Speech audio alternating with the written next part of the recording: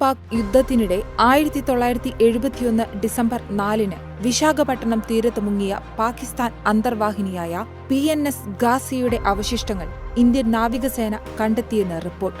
നാവികസേന പുതുതായി ഏറ്റെടുത്ത ആഴത്തിലുള്ള സബ്മെർജൻസ് റെസ്ക്യൂ വെഹിക്കിൾ DSRVയുടെ സഹായത്തോടെയാണ് അന്തർവാഹിനി കണ്ടെത്തിയതെന്ന് ടൈംസ് ഓഫ് ഇന്ത്യ റിപ്പോർട്ട് ചെയ്യുന്നു.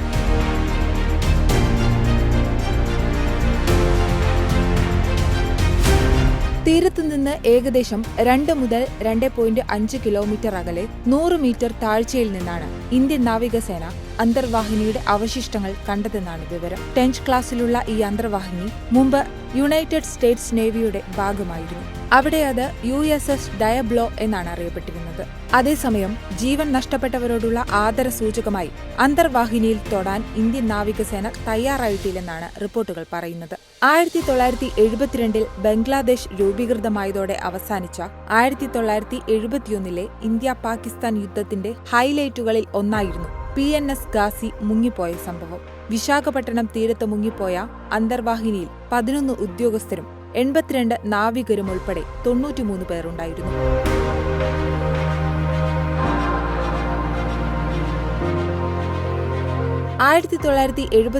നവംബർ 14-ന് പാകിസ്ഥാനിലെ കറാച്ചിയിൽ നിന്ന് PNS ഗാസി പുറപ്പെട്ട് ഇന്ത്യൻ ഉപദ്വീപിന് ചുറ്റും 4800 കിലോമീറ്റർ നിശബ്ദമായി സഞ്ചരിച്ചായിരുന്നു ഒടുവിൽ വിശാഖപട്ടണത്തിലെത്തിയത്. അന്ന് ഡെപ്ത് ചാർജുകൾ ഒഴിവാക്കി പാകിസ്ഥാൻ അന്തർവാഹിനി മുക്കിക്കളയാൻ ഇന്ത്യ തങ്ങളുടെ ഡിസ്ട്രോയർ INS രജ്പൂത് അയച്ചു. എന്നിരുന്നാലും ആകസ്മികമായ സ്ഫോടനങ്ങൾ കാരണമാണ് PNS ഗാസി മുങ്ങിയതെന്നാണ് പാക് സൈന്യം അവകാശപ്പെടുന്നത്.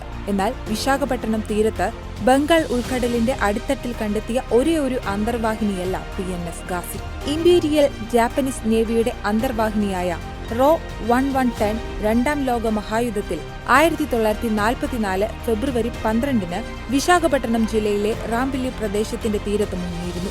HMAS ലോൺസെസ്റ്റണും HMIS ജുംനയും ഡെപ്ത് ചാർജുകൾ ഉപയോഗിച്ചാണ് ഈ അന്തർവാഹിനി മുക്കിയത്. വിശാഖപട്ടണത്തിന് സമീപം കടലിന്റെ അടിത്തട്ടിലാണ് അന്തർവാഹിനികൾ ഉണ്ടായിരുന്നതെന്ന് മുതിർന്ന നാവിക ഉദ്യോഗസ്ഥർ അവകാശപ്പെടുന്നുണ്ട്.